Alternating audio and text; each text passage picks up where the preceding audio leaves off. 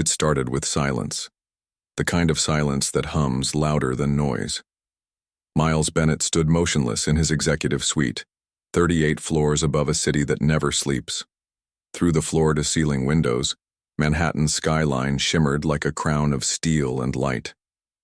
But to him, it looked hollow, cold, detached, much like the report he clutched in his hands. It wasn't a financial crisis. The numbers were up, revenue soared, stockholders were happy. But what was buried beneath the balance sheets told another story, one that didn't make it into earnings calls or boardroom presentations. High turnover, low morale, complaints dismissed. Entire departments burning out quietly under the weight of neglect. They were the people no one thought about. Janitors, receptionists, security guards, the people who unlocked the building before dawn and closed it after midnight. The ones who made the machine run but were never seen. The report didn't lie, nor did the cold pit growing in his stomach. He dropped into the leather chair behind his desk, the same desk he once dreamed of earning. It used to symbolize achievement. Now, it felt like a barrier, a wall between him and the people his company had forgotten. The people he had forgotten, he remembered the last leadership meeting vividly. They come and go, one director had said, brushing aside the troubling metrics like dust on a spreadsheet. It's not a career, Miles. It's just a job. Another had laughed. We should focus on retaining talent that matters. Talent that matters. As if those cleaning the offices, handling phones, keeping order, didn't. He'd built NeoVision on principles: innovation, fairness, human first, culture. But now he had to ask himself something no founder ever wants to ask. Had we become the very thing we claimed to be different from? As the city buzzed far below, Miles leaned back and stared at the ceiling.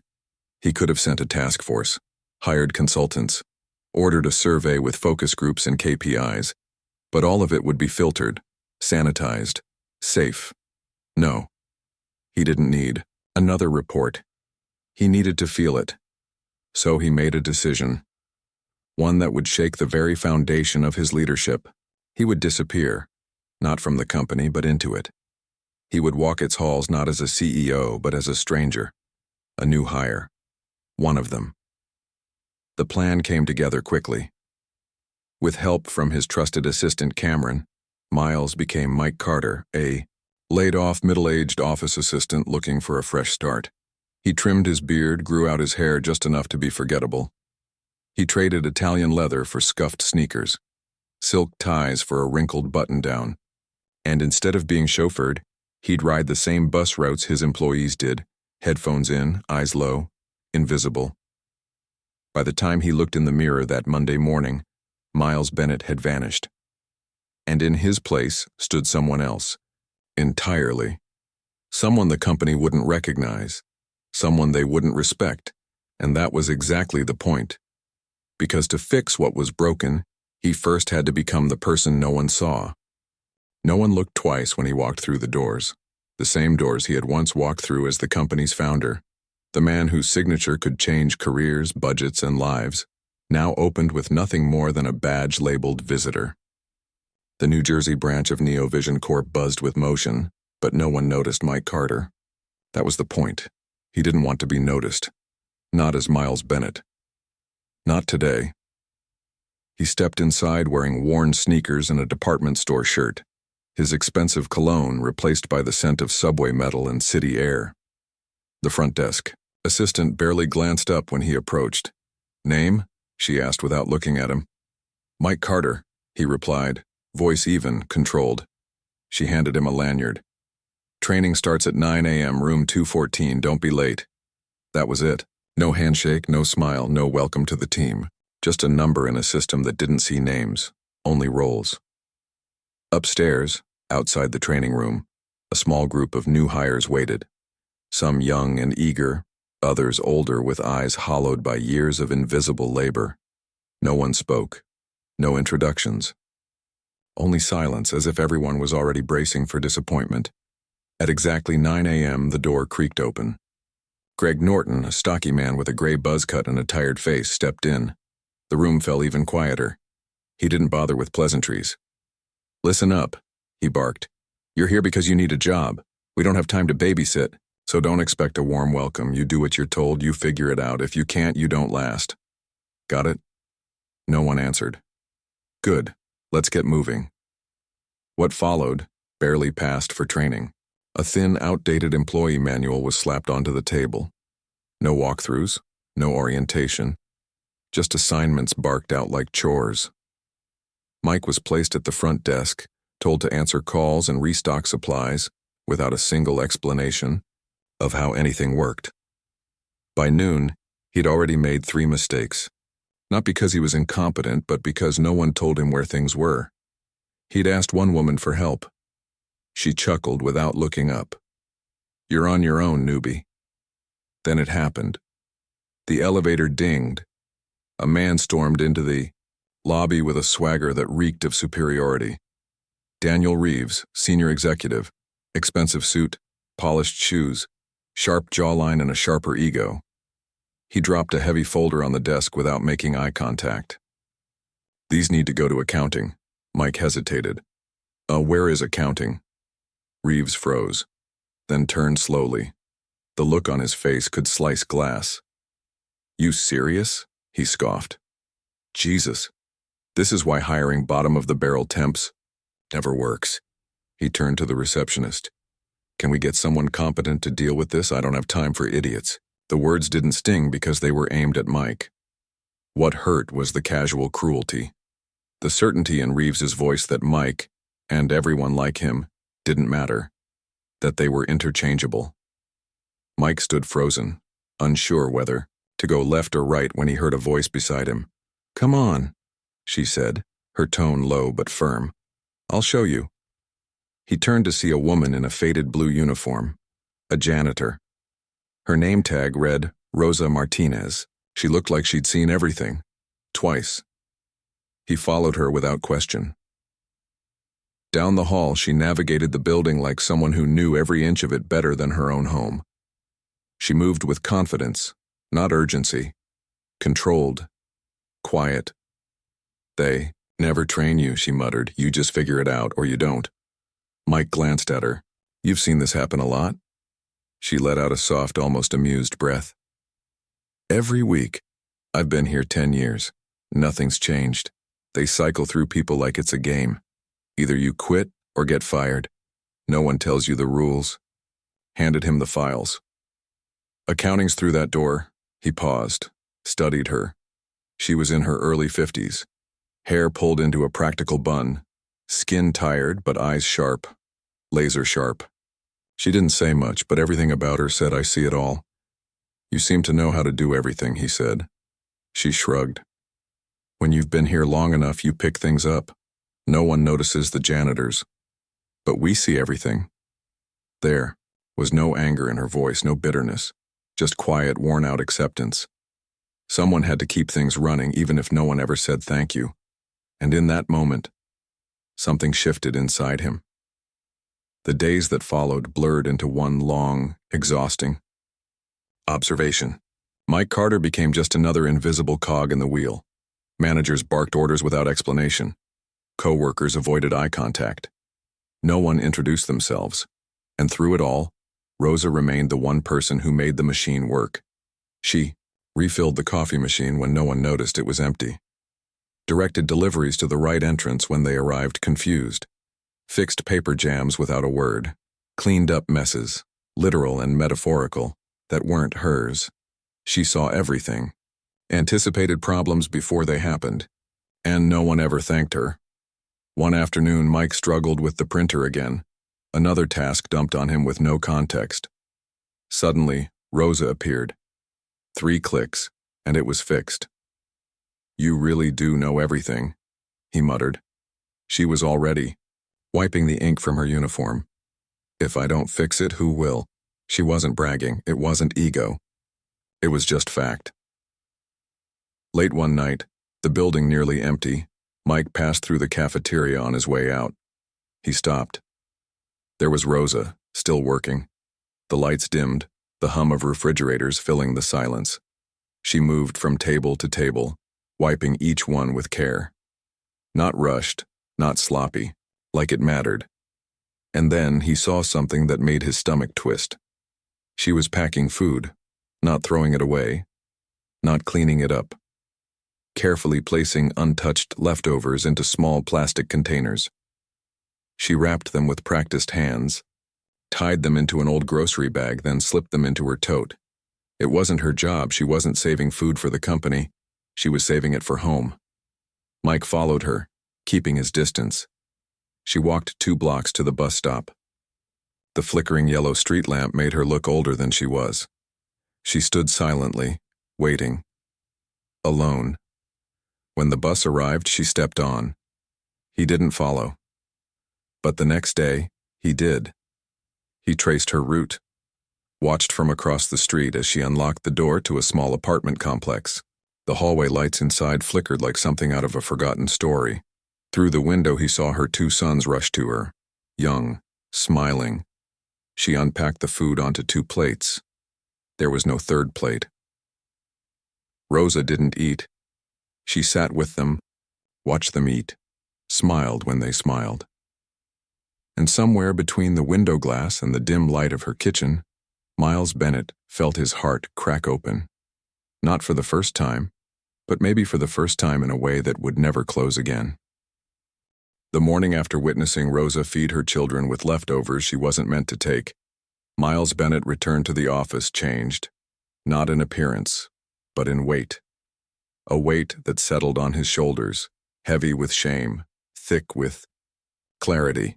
He wasn't just watching a broken system, he had created it, signed off on it, benefited from it. Back at the desk, still in the body of Mike Carter, he opened the company's internal employee database. It was the first time he had ever used it for someone outside of upper management. The search was quick. Rosa Martinez. No accolades, no commendations. Just a hiring date from 10 years ago and a salary figure that hit him like a punch to the ribs. 10 years, and still barely above minimum wage. No raises, no promotions, no recognition, no formal performance reviews. Just silent sacrifice, invisible labor. Miles leaned back in his chair and stared at the ceiling, swallowing the burn in his throat. Rosa made less in a month than some executives billed in a single client dinner. And yet she ran this building. The thought didn't leave him. Not through the morning shift. Not through the calls he was expected to answer, and not through the cold, indifferent glances from people who didn't know who he truly was. He began to watch Rosa more closely now, not out of curiosity but out of reverence. She was a ghost moving through walls, fixing things before they broke, guiding people before they even asked for help. When shipments arrived at the wrong door, she redirected them. When the coffee machine was empty, she refilled it. When new hires looked lost, she pointed them in the right direction. Not her job, not her responsibility, but she did it all, and still, no thank yous, no eye contact, no acknowledgement. Only Miles noticed, but even he wasn't ready for what came next. It was late afternoon when he found himself passing by the executive lounge. The doors weren't closed, and voices carried further than they should have. Inside, he heard Daniel Reeves, the same executive who had humiliated him days earlier, laughing with 2 other managers. Leaning on a marble countertop, coffee in hand, he oozed confidence, entitlement, and something worse, casual cruelty.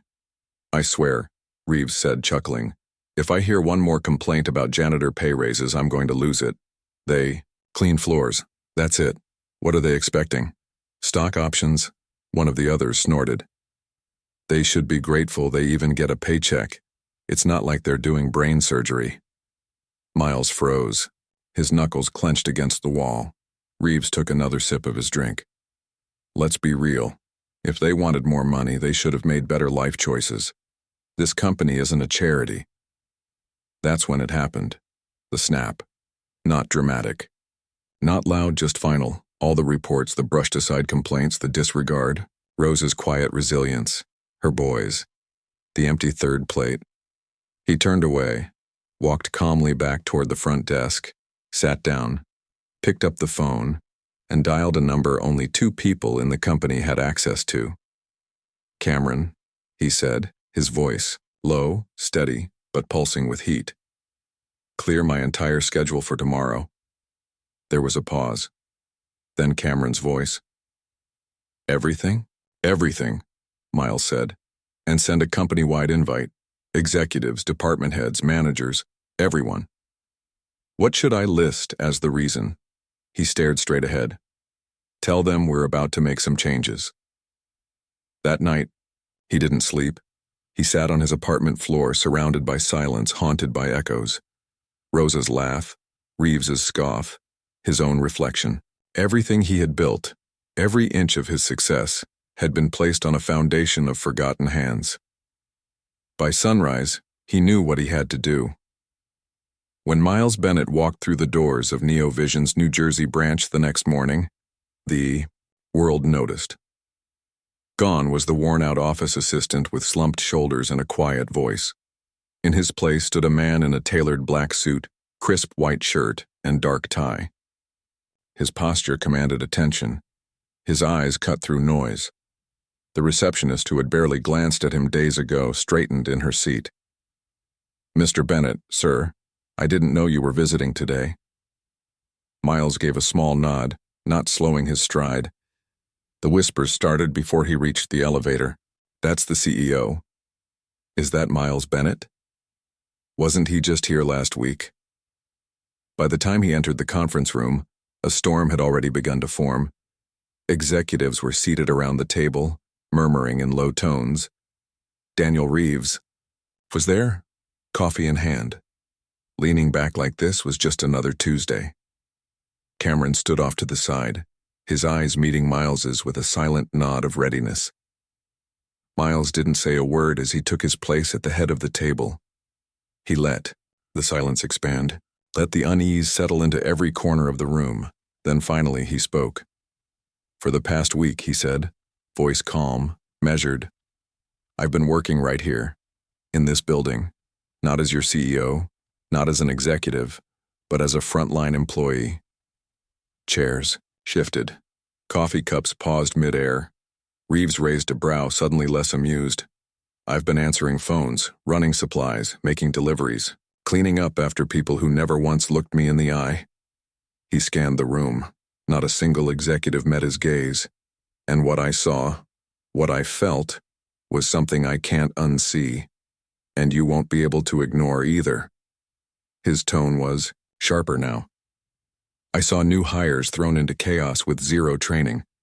I saw employees making barely enough to survive, being mocked, belittled, dismissed. I saw one woman, 10 years in this company, doing 100 jobs that aren't hers. And no one even knows her name." He turned to Reeves. "Tell me something, Daniel.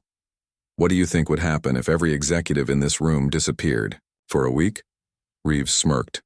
"We'd struggle, obviously." Miles nodded slowly. "And what do you think would happen if every janitor, security guard, receptionist, and cafeteria worker disappeared for a week?" Silence. And in that silence, everything changed. The conference room was colder than usual. Maybe it was the air conditioning, or maybe it was the tension. The kind of thick, choking silence that settles in just before something seismic breaks loose. The room was full. Every senior executive, every department head, every polished suit in NeoVision's upper ranks had answered the sudden summons. They didn't know why they were here. Not really. But the look on Miles Bennett's face said enough. He stood at the head of the table, the same place he'd sat for years with calm authority. But today, there was nothing calm about him. His jaw was tight. His eyes were sharp, like they had cut through something raw and hadn't stopped bleeding since. He didn't bother with preambles. No pleasantries. No icebreakers. He looked them all in the eye and began. "For the last week," he said, "I've been working in this building." He let the sentence hang. Let them absorb it. "Not as your CEO, not as an executive, but as a frontline employee. A temp, an invisible worker." There were murmurs. Uncomfortable shifting in leather chairs, some furrowed brows. Daniel Reeves rolled his eyes but said nothing. "And what I saw," Miles continued, "shocked me." He placed both hands on the table, not to steady himself, but to steady them. I saw employees thrown into chaos with no training, no guidance. I saw managers bark orders without explanation. I saw executives walk past people who keep this building alive as if they were part of the wallpaper. He looked directly at Reeves now. I saw humiliation, mockery, dismissal. I saw a system that's built on hierarchy, not humanity. Reeves folded his arms. With all due respect, sir, these are entry-level jobs. They come and go. You can't expect us to treat every temp like royalty. Miles took a breath, measured, controlled, deadly calm. Tell me, Daniel, what do you think would happen if you disappeared for a week? Reeves smirked. The company would struggle. I lead strategy, global partnerships. That's real work. Miles nodded. Okay, now tell me what would happen if the janitors disappeared for a week. If the receptionists stopped showing up. If the cafeteria workers walked out. Silence. He didn't raise his voice. He didn't need to. That's the problem. You all think you're essential, but you're replaceable. They're not. He turned toward the assistant Cameron had stationed near the projector. Put it on the screen. A salary report appeared. Rosa Martinez, Miles said. 10 years in this company. Never late, never a complaint, never seen. She makes less than half of what some of you spend on a single dinner. He paused. Let it land. Some looked away, some flushed. Reeves didn't flinch. She works 2 shifts, picks up responsibilities that aren't hers, fixes problems no one else notices. And yet she has to take home leftover cafeteria food just to feed her kids. A chill settled over the room like frost. I built this company, Miles said, voice lower now but laced with something steel-edged. And I will not stand by while the people who work the hardest live the hardest lives. He reached into a folder and pulled out a thick stack of documents. Effective immediately, we're overhauling our employee policies. He handed copies down both sides of the table. Number 1. Immediate salary increases for all frontline staff. Anyone working full-time should be able to live with dignity. Number 2. Benefits will now extend to every employee. Health, care, paid sick leave, meal stipends, not just for managers, for everyone. Number 3. All new hires will receive formal, standardized onboarding. No more being thrown into chaos without support. Number 4. Performance-based promotion pathways for every department, every level. If you show up, if you contribute, you rise. He looked at them, hard. And number 5. Every executive in this room, myself included, will be required to spend 1 week per year working in a frontline position. Janitorial, reception, support, no exceptions. The room erupted. Murmurs turned to whispers. Whispers into stunned conversations. Someone toward the back said, "Is he serious?" Miles didn't flinch. "If anyone has a problem with this," he said clearly, "the door is open." The silence that followed was heavy. It wrapped around the boardroom like fog. No one moved. No one spoke. Then, clap. It was soft, hesitant. Angela, a mid-level HR director, had stood and started clapping. Alone at first. Then someone else joined, then another, and another. Soon half the room was on its feet. Managers, department leads, team supervisors who had seen the cracks but never had the voice or power to speak up. The applause grew. It became something real, not for Miles, for what the company could finally become. Not everyone clapped. Daniel Reeves sat still, arms crossed, face unreadable. Miles met his eyes. "We're not done, Daniel." Reeves stood. "I don't agree with this direction," he said flatly. "We're caving to emotionalism. That's not how you run a business." Miles nodded once. "Then you'll need to find a business that fits your values." Reeves paused. "Is that a warning?" "It's an exit," Miles said. "Take it." And he did. By the end of the week, Daniel Reeves's office was empty. The announcement rippled through NeoVision like an aftershock. The news spread from cubicle to cafeteria. The CEO had gone undercover. He had seen it all. And he had made changes for tea. The first time in years, Hope felt real. But Miles knew better than anyone, change wasn't a speech. Change was what came next. Weeks passed, but the echoes of that meeting never faded. Across NeoVision's offices, something shifted, not just in policy, but in spirit. Wages went up, so did morale. Executives were no longer untouchable figures sealed behind glass walls. They were in the field now, walking the same hallways they once overlooked, the same break rooms, the same service entrances. There was discomfort at first, awkwardness, but something remarkable happened. Conversations started, respect grew, and those who had once felt invisible finally felt seen. But for Miles Bennett, change wasn't official until he did one last thing. One morning, long before the office lights buzzed to life, he returned to the place where everything had changed for him, the cafeteria. It was early, the city outside still wrapped in a sleepy haze. The scent of coffee lingered in the air. Rosa was already there, wiping down countertops with quiet precision, unaware she was being watched. When she turned and saw him, she froze. "Mr. Bennett," she said instinctively, standing straighter, unsure. He smiled softly. "Miles," he corrected. "I think we've earned that." She hesitated, eyes wary. "I wasn't expecting to see you here." "I wanted to talk to you," he said, stepping closer. He pulled a white envelope from his coat pocket and held it out. "What's this?" "Open it." She unfolded the letter carefully, her eyes scanning the page. Her lips parted as she reached the second paragraph, and by the time she got to the signature at the bottom, her hands were trembling slightly. I don't know what to say." "You don't have to say anything," Miles said gently. "You've said everything through your work, through your loyalty, through your silence." Inside the envelope was more than just a promotion. It was recognition.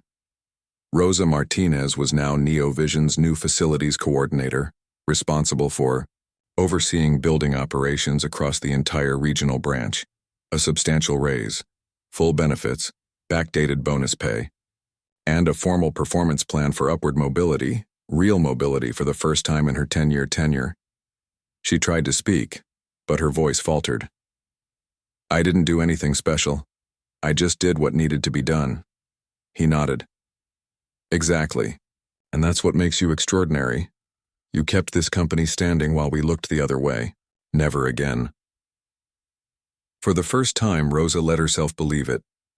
Let herself be seen, not just for what she did, but for who she was.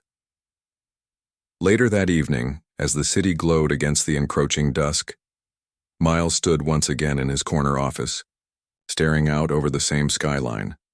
But it didn't feel hollow anymore. On his desk sat a new frame. No awards, no glossy headlines, just a photo of Rosa in her new office, mid-laugh as she adjusted her nameplate. He exhaled slowly, deeply. This time, he hadn't just built a company, he had built something that mattered.